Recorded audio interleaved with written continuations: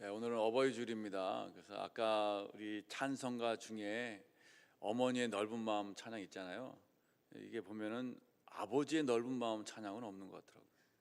그래서 오늘 제목이 아버지의 마음을 정했습니다. 그래서 단순히 아버지들의 마음뿐만이 아니고 아버지와 어머니, 부모님의 마음, 우리 마음에 대해서 한번 살펴보고자 합니다. 감동 깊은 아버지 이야기가 유튜브에 많이 좀 있습니다. 그 중에 태어나면서부터 뇌성마비와 전신마비인 아들을 위해서 모든 것을 희생한 아버지가 있습니다. 여러분 혹시 보신 적 있을 것입니다. 그 이름은 팀 호이트라는 이렇게 아버지와 아들이 한 팀이 된 그 이야기입니다. 아들은 말을 할 수 없습니다. 글도 쓸 수 없습니다. 아들을 위해서 컴퓨터를 특수 제작해가지고 이렇게 한 단어씩 이렇게 자신의 감정을 표현하는 그런 상태에 있었습니다. 의사는 아들을 포기하라고 했지만 부모님은 포기하지 않고 집으로 데려왔습니다. 그리고 아들이 달리고 싶다고 해서 그 아들을 휠체어에 태우고 달리기 시작했습니다. 아들이 행복해하는 모습을 보면서 다니던 직장을 그만두고 본격적으로 마라톤 대회에 참가합니다.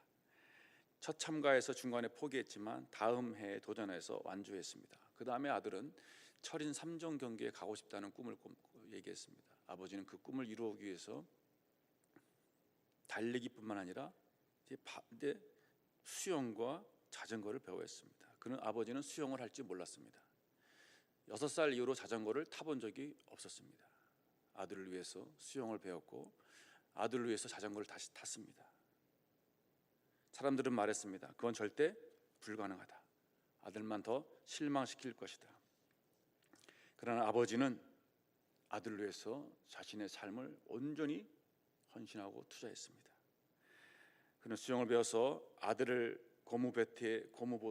실는 고무보트를 허리에 딱 묶고 3.8km의 바다를 헤엄쳤고 아들을 자전거에 태우고 180km가 되는 용암지대를 달렸고 마지막 휠체어를 밀면서 42.195를 달려 돌아왔습니다.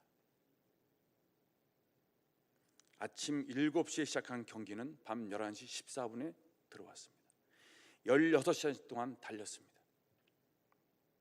관객들은 밤늦게까지 끝까지 남아서 마지막에 들어온 아버지와 아들을 향해서 기립하여서 박수하면서 환호했습니다. 한번 영상을 잠깐 보실 텐데요. 혹시 유튜브로 시청하신 분들은 중간에 저작권 때문에 잘릴지 모릅니다. 현장에 계신 분들은 다 볼 수 있겠지만 한번 이 영상을 한번 보도록 하겠습니다. 한 5분 정도 될 것 같습니다.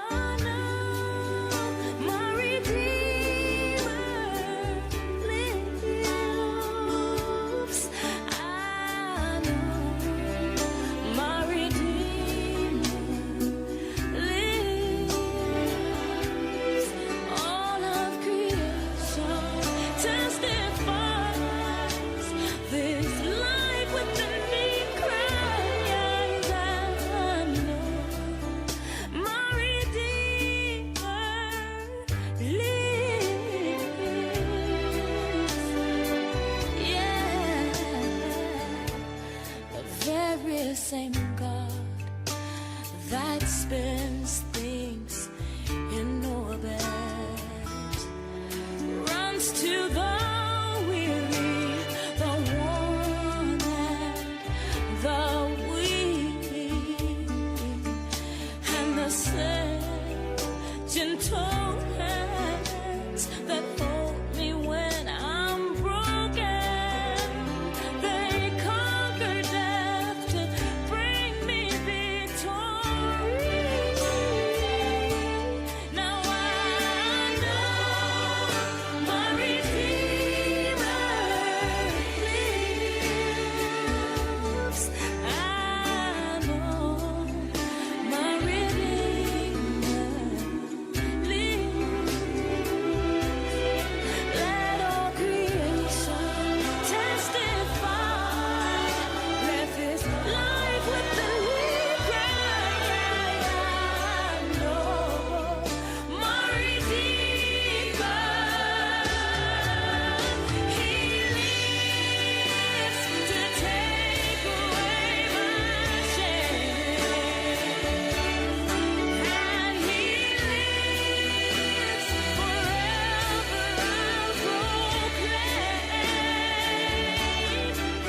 that the payment for my sin was the precious life He gave. But now He's alive, and there's an empty grave.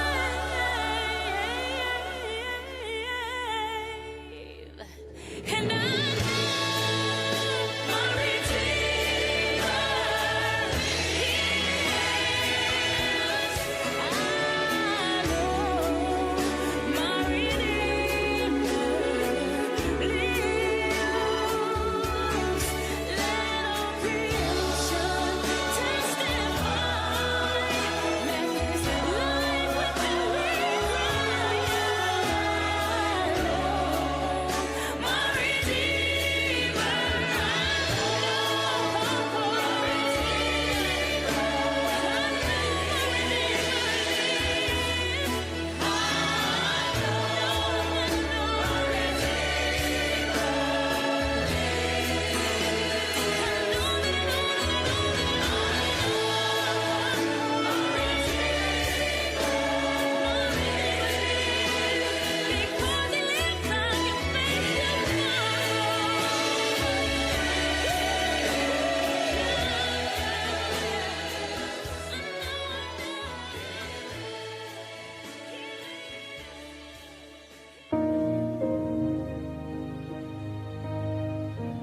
Our message is yes, you can. You can do anything you want to do as long as you make up your mind. You can do it.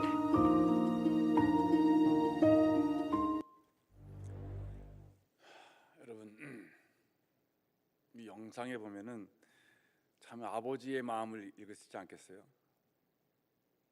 저는 이 영상을 많이 봤습니다, 여러분. 보면서도 보고 그러는데 볼 때마다 아, 저게 아버지의 마음이구나. 아버지의 마음이 저런 거구나.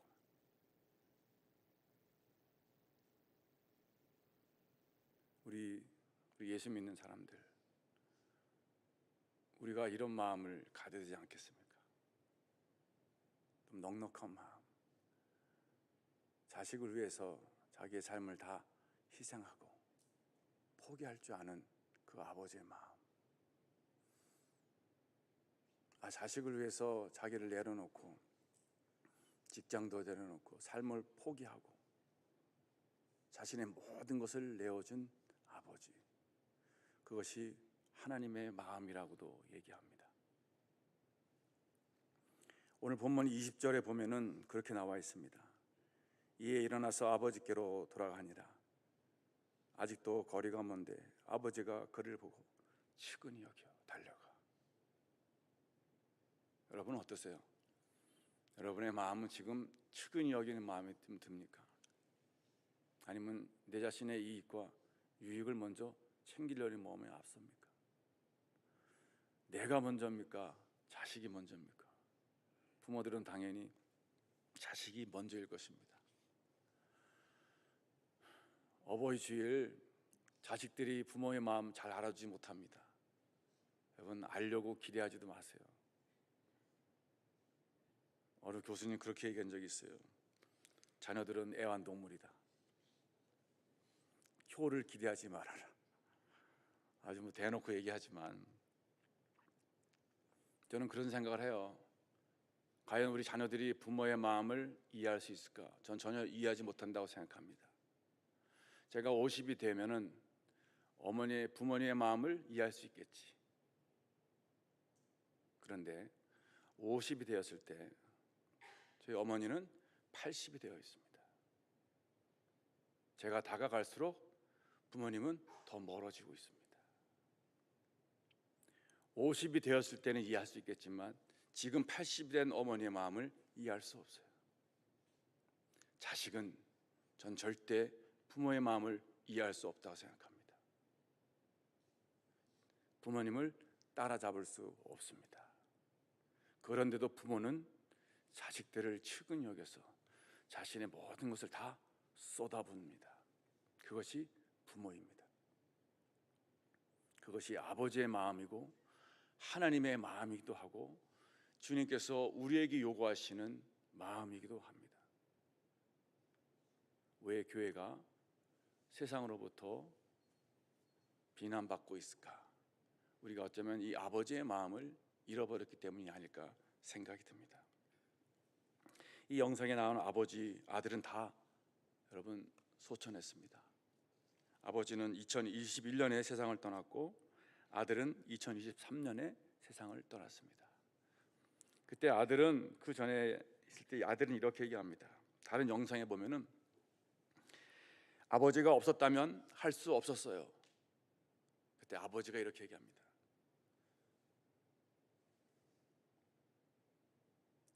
네가 없었다면 아버지는 하지 않았다.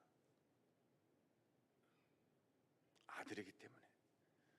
네가 없었다면 자전거도 안 탔고, 네가 없었다면 수영도 안 배고 이렇게 안 했다. 아들을 위해서 자신의 삶을 내려놓고 전적으로 아들을 위해서 헌신하고 희생한 아버지의 담없는 사랑. 우리가 이 어버이 주일 때 본받아야 할, 다시 한번 우리를 살펴보아야 할 그럴 좋은 하나님의 메시지가 아닐까 생각합니다. 오늘 읽은 본문에서도요, 한 명의 아버지가 나오는데 오늘 보았던 영상과 같은 그 아버지보다 더 그런 아버지 같은 모습이 나와요. 예수님이 이 비유를 통해서 아버지의 마음을 설명하고 있습니다. 궁극적으로 이 비유는 잃어버린 아들을 기다리시는 하나님의 모습을 묘사하고 있습니다. 치근한 마음으로 탕자를 기다리는 아버지의 이상적인 모습을 그리고 있습니다. 이렇게 말합니다. 나는 좋은 부모 밑에서 가정교육을 받지 못했기 때문에 나는 아버지가 뭔지 모른다. 난 거부합니다. 내가 자란 가정 환경은 역기능이기 때문에 맨날 부모는 싸우고 갈등이 있고 집을 나가버리시고 자녀는 방임해버리고 방관하는, 그리고 가정폭력과 학대가 있는 그러한 집에서 자랐기 때문에 저는 부모의 사랑 잘 모릅니다 라고 말할 수 있습니다. 물론 좋은 환경이 좋은 사람을 만듭니다. 그러나 역기능에서 자랐다고 부모의 마음을 이해하지 못하는 거 아닙니다. 왜냐? 성경에 보면은 하나님 아버지에 대한 이미지들이 많이 나와 있습니다. 우리의 영원한 부모이신 하나님 아버지가 계시기 때문에 우리는 그 아버지를 배움으로 인해서 직접 우리가 눈으로 보지는 않았지만은 말씀을 통해서 하나님 아버지를 배우고, 아버지는 이런 모습이어야 하는구나, 아버지는 이런 마음을 가져야 하는구나, 아버지는 자식에게 이래야 되는구나 하는 것을 배움으로 인해서 내가 비록 육신의 부모는 잘 모르지만은 영적인 하나님을 통해서 부모에 대한 바른 상을 배워나갈 수 있습니다. 그래서 오늘 말씀을 통해서 우리 어버이 주일 아버지 또 어머니들은 어떤 마음을 가져야 할지 한번 살펴보고자 합니다. 오늘 이야기에서 둘째 아들은 아버지에게 유산을 미리 달라고 합니다. 참 처음부터 아주 황당한 이야기입니다. 12절 보도록 하겠습니다. 12절 읽겠습니다.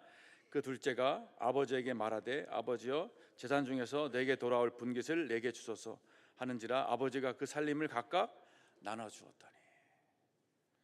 여러분, 재산을 돌려달라는 것은, 돌아올 분깃을 달라는 것은 유산을 달라 그러는 거예요. 유산은 아시죠? 부모가 사망한 후에 물려받는 것입니다.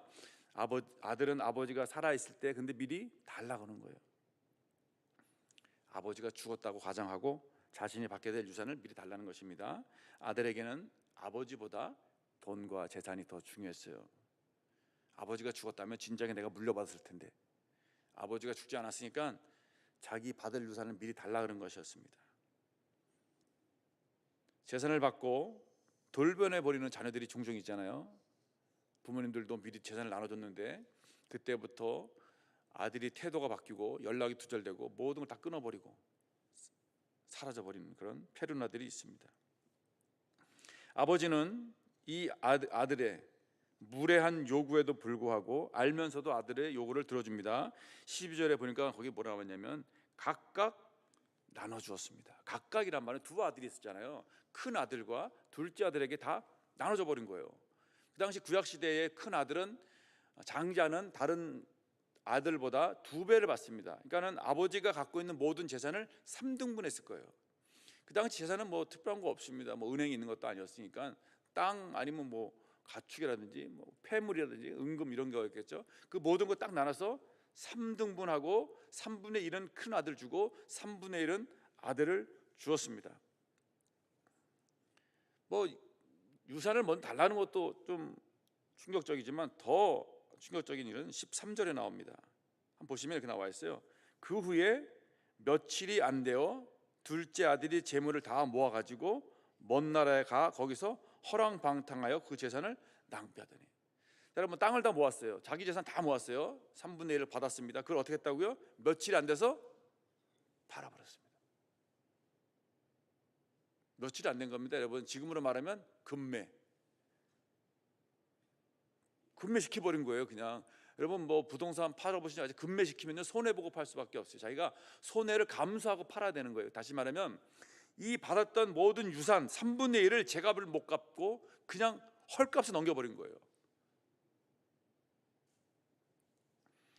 아버지의 마음도 헤아리지 않고 아버지의 마음을 아랑곳하지도 않고 그냥 자기 원하는 대로 확 가져가 버린 겁니다. 여러분, 유대인들에게는 토지에 대한 기본적인 사상이 있는데 그것은 뭐냐면 토지, 자신의 가문에서 내려온 이 유업으로 내려온 토지는 하나님의 기업이기 때문에 팔지 말아야 한다는 생각을 갖고 있습니다. 그거는 하나님께서 주신 기업이기 때문에 팔면 안 된다라는 것이 신앙이었어요. 혹시 아합 왕과 나봇의 포도원 이야기를 혹시 들어보신 적 있을지 모르겠어요. 아합 왕이 나봇이라는 사람이 갖고 있는 포도원을 갖고 싶었어요. 너무 빼앗고 싶었어요. 그래서 제안을 했어요. 내가 더 좋은 땅, 더 좋은 값에 내가 네 포도원을 사줄게. 나한테 팔아. 그랬더니 나봇이 이렇게 말합니다. 열왕기상 21장 3절에 보니까 나봇이 아합에게 말하되 내 조상의 유산을 왕에게 주기를 여호와께서 금하실지어다. 하나님께서 유산을 남에게 넘기거나 파는 거를 금한다는 거예요. 근데 지금 보세요. 이 아들은 아버지가 그 유산을 지켜왔어요. 하나님의 약속을 갖고 지켜왔습니다. 이것은 제 가문 대대로 내려오는 것이라고, 이것을 통해서 우리 자손들이 먹고 살아야 하는 거라고 팔지 않았습니다. 땅을 잘 갖고 가축도 많이 늘렸습니다. 그런데 이 아들은 전혀 하나님의 율법, 하나님의 계명, 언약, 약속 완전히 무시해버리고 눈 깜짝하지 않고 며칠 만에 팔아버린 것입니다. 아들에게 준 땅이 갑자기 누가 나타나서 내가 주인입니다 하고 나타나가지고 땅에다가 집 짓고 농사 지어보세요. 얼마나 충격을 받을까요? 그러나 아버지는 자식을 더 먼저 생각했습니다. 자신의 마음을 몰라주는 아들이었는데 그럼에도 불구하고 떼어줬습니다. 둘째 아들이 성공해서 재산을 늘렸다면은 그나마 좀 면목이 설 텐데 아버지의 재산을 허무하게 아주 가치 없이 날려버렸습니다. 제가 여기서 와서 이제 좀 충격적인 게 하나 뭐냐면, 여러분, 옥광산 목욕하러 갔더니 목욕탕에 문이 닫혔더라고요. 그 옥광산에 넘어갔다 하더라고요. 저도 왜 넘어간지 잘 모르지만 뭐 거기에서 도박으로 넘어갔다 뭐 이런 말이 좀 있습니다만, 어처구니가 없는 정말 충격적인 사실 아니겠어요? 뭐 제가 당사자가 아닌데도 그런데 이 아버지가 그 아들이 팔아넘기고 간 그 사건을 얼마나 충격적이었겠습니까? 돈의 속성이라는 책에서 그 김승호 회장은 돈을 인격체로 대하고 존중하라고 말합니다. 우리가 돈을 존중하면 돈도 우리를 존중한다. 예수님도 그런 것 같아요. 거룩한 것을 개에게 주지 말며 진주를 돼지 앞에 던지지 말라. 여러분, 이제 뭐 복음과 관계된 이야기도 하지만, 이런 물려받은 유산을 존중하지 않고 가치 없게 허랑방탕한 삶으로 날려버린 아들을 볼 때 아버지의 마음이 어땠을까요? 우리 같았으면 보통 어땠을까요? 속에서 우라통이 터질 겁니다. 분이 터질 겁니다. 얼굴 보고 싶지도 않을 거예요. 말도 안 섞을 거예요. 화가 날 거예요. 그 아들을 보면은 재산의 3분의 1 날아가 버린 건데, 그냥 그것도 허랑방탕하게 쓸데없이 날아가 버렸는데 우라통 터질 것입니다. 그런데 이 아버지는 20절에 이렇게 나와 있습니다. 이에 일어나서 아버지께서 돌아가니라. 아직도 거리가 먼데 아버지가 그를 보고 측은히 여겨 달려가 목을 안고 입을 맞추니. 측은히 여겼습니다. 여러분의 재산을 다 말아먹은 아들이에요. 여러분이 피땀 흘려서 몰아오는 평생 가까운 재산을 아들이 홀라당 다 날려버렸어요. 다. 그것도 허랑방탕하게. 여러분, 건전하게 뭐 사업하다 날린 개념이 아니에요. 허랑방탕하게 술 먹고 그냥 타락한 삶을 살고 쾌락을 즐기다가 날려버렸어요. 가치 없게 돈을 쓴 것입니다. 아무 의미 없게 돈을 막 도박으로 날려버린 거예요. 술과 여자로 날려버린 겁니다. 그냥 아무 생각 없이. 부모의 마음이 뒤집어질 겁니다. 그런데도 아버지는 어떻게 했다고요? 측은히 여겼습니다. 아들을 기다리고 있었어요. 집 나간 아들이 돌아오기만을 기다리고 있었습니다. 이게 가능할까요, 여러분? 이게 아버지의 마음이라고 예수님은 지금 비유를 통해서 말씀하고 있습니다.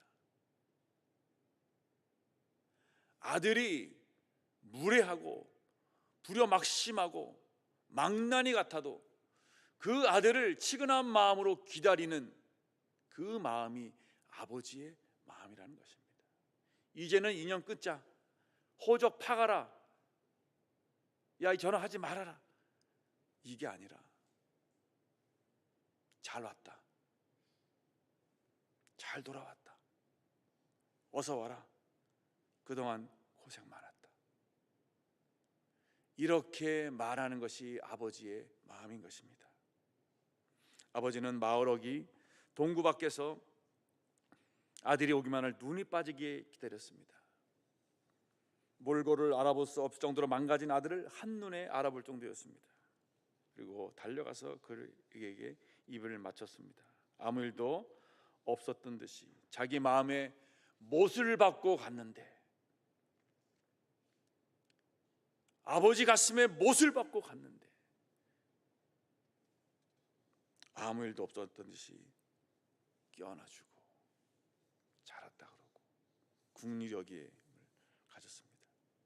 이것이 아버지의 마음입니다. 부모는 늘 자식들이 오기만을 기다리는 것 같아요. 여러분도 기다리시죠? 부모님, 자식들. 춘천을 떠나 있는 자식들 언제 오나 눈 빠지게 기다리고 계실 겁니다. 아마 오면 너무 반갑지 않겠어요? 춘천을 떠나서 오랜만에 춘천에 오는 자녀가 있으면 부모들은 모든 스케줄과 시간을 다 비워놓습니다. 그리고 자녀들에게 시간을 맞춰서 시간을 보내요. 같이 밥 먹고 차 마시고 이야기하고. 그게 부모의 마음입니다. 제가 지난주에 친구한테 전화 걸어서 친한 친구한테, 야 이번 주에 위임식 있다. 물론 뭐 네가 올 애도 아니지만 이거 입대 친하니까 농담 반 진담 합니다. 야 위임식 있다니까는 친구가 미안하다 그러면서, 야 못 간다 내가. 뭐 괜찮다, 너 뭔데 뭐 서울에서 여기까지 오냐 토요일 날. 근데 친구에게 왜 못 가는지 얘기해요. 왜 못 가는 것 같습니까, 여러분? 자기의 손녀가 난생 처음 어린이집에서 발표를 한대요. 야 주여, 위임식이 제가 밀렸어요. 친구가 밀리고. 그래서 자기 손녀 처음으로 한다는 거예요, 어린이집에서. 그래서 자기 사모님도 다 직장 휴가 내고 간다는 거예요. 알았다. 여러분, 자녀에 대한 부모의 마음이 이런 것 같아요. 뭐 친구도 없어요. 그냥 그냥 가는 겁니다. 이것이 부모의 마음인 것 같습니다. 영상에서 보셨듯이 아들이 달리고 싶다고 하니까 직장을 사임하고 아들을 휠체어에 싣고 달리기 시작했습니다. 아들이 철인 3종 경기에 가고 싶다니까 수영을 하나 못하는데 수영을 배워서 아들을 보트에 싣고 묶어서 3.8km를 바다 수영을 하고 왔습니다. 아들이 달리고 싶다니까 자전거를 타본 적이 6살 이후로 타본 적이 없는데 아들을 자전거 앞에 딱 싣고 180km를 달렸습니다. 여러분, 이것이 부모입니다. 아버지의 마음입니다. 유대 사회에서는 둘째 아들처럼 방탕한 아들을 패역한 아들이라고 말합니다. 패역하다는 얘기는 사람으로서 마땅히 하여야 할 도리에 어긋나고 순리를 거스려 불순함을 말합니다. 이 패역한 아들에 대해서 아버지는 권리가 있었습니다.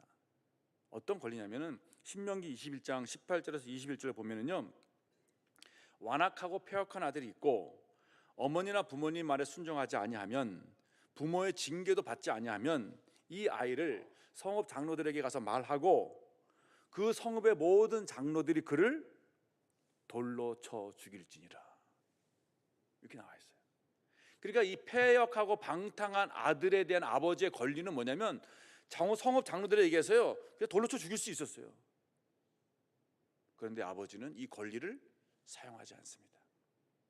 아버지는 율법을 사용하지 않습니다. 아버지는 법대로 하지 않습니다. 오히려 아들이 돌아오기만을 매일 기다리고 있습니다.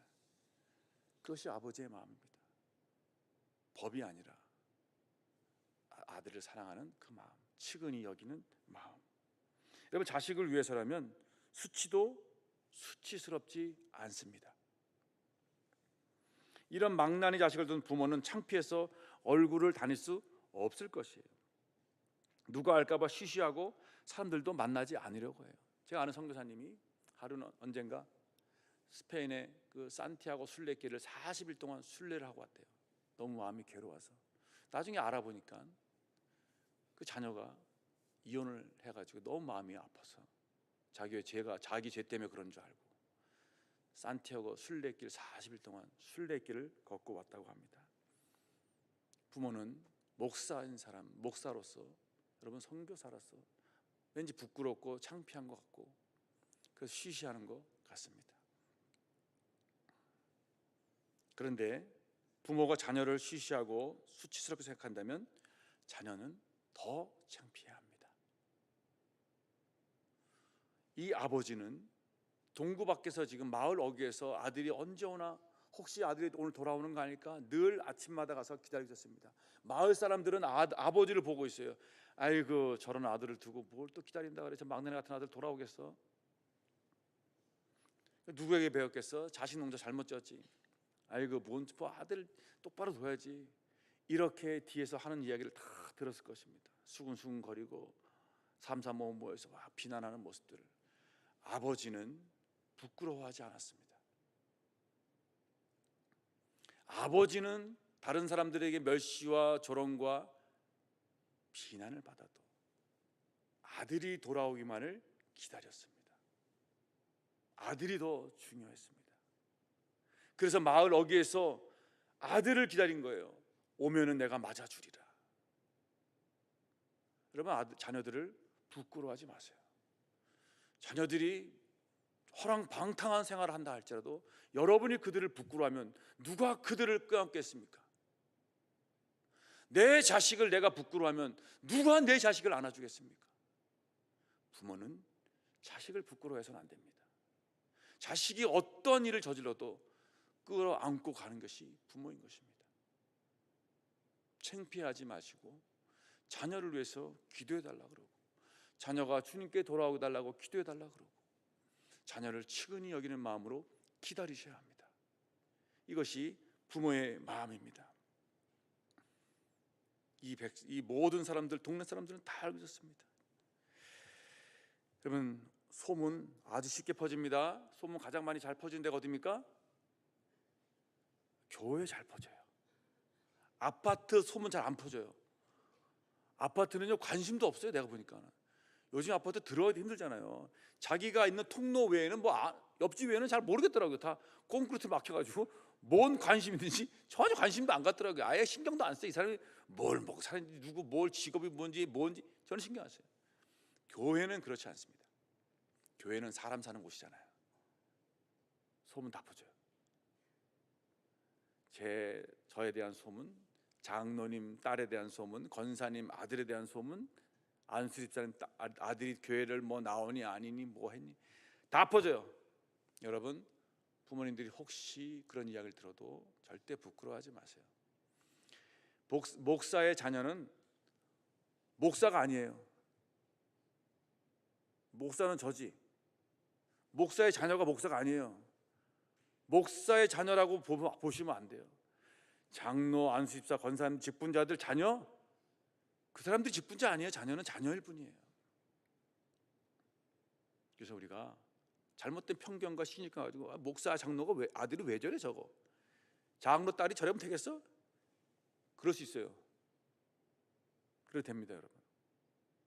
그러니까 우리 부모님들 직분자로서 하나님 앞에 내가 죄책감도 있고 부담감도 있지만 자녀들을 부끄러워해서는 안 됩니다.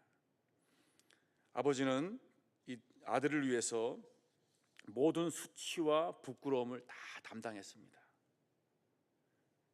집 나간 아들, 아버지와 싸워서 나간 자녀, 망나니 같은 자녀, 내가 알아서 할 테니 내버려 두라고 소리치는 자녀, 허랑방탕하고 정신 못 차리고 살고 있는 자식, 그래도 부모님은 기다리고 계십니다. 그래도 부모님은 자식을 사랑하는 치근한 마음이 있는 게 부모의 마음입니다. 늘 부모는 자녀들에게 이렇게 말합니다. 밥은 먹고 다니니 끼니 굶지 말고 잘 먹어라. 이것이 부모의 마음입니다. 여러분, 누가복음 15장에는 잃은 양의 비유와 잃은 동전의 비유가 또 나옵니다. 거기에서는 주인이 이렇게 찾아가는 장면이 나오는데, 여기에서는 어떤 장면이냐면 아버지가 기다리는 장면이 나와요. 그래서 그런 거 보면서 사실 왜 기다립니까?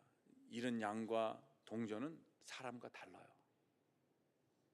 강제로 끌고 올 수는 있겠지만, 강제로 가둬놓을 수 있겠지만, 사람은 강제로 가둬놓을 수 없습니다. 심부름센터 찾아가지고 데려올 수는 있겠지만 그의 마음을 바꿀 수는 없습니다. 그래서 그 아들이 스스로 깨우치고 뉘우치고 정말 부모를 이해하고 돌아올 때까지 어떻게 한다고요? 기다려주는 겁니다. 그래서 아버지는 찾으러 나가지 않고 기다렸던 것 같아요. 아들이 부모의 마음을 이해하고 돌아올 때까지 기다리는 거. 왜 부모의 마음을 몰라? 너도 네 자식 놔봐라, 너도 한번 고생해봐라, 이렇게 하는 게 아니고, 아들이, 딸이, 자녀가 부모의 마음을 이해해 줄 때까지 동구 밖에서 수치심과 창피함을 다 무릅쓰고 기다리는 것, 그것이 부모의 마음이라는 것입니다. 자식은, 이 둘째 아들은 하나님을, 아버지를 떠나서 초라하게 살았습니다. 여러분 알다시피 먹을 것이 없어서 돼지를 치면서 돼지 음식을 먹었습니다. 우리 인생도 마찬가지인 것 같습니다. 우리 이 이야기는 우리 부모님을 이야기하기도 하지만 하나님의 마음을 이야기합니다. 우리가 하나님을 떠난다면 우리의 인생도 초라해집니다.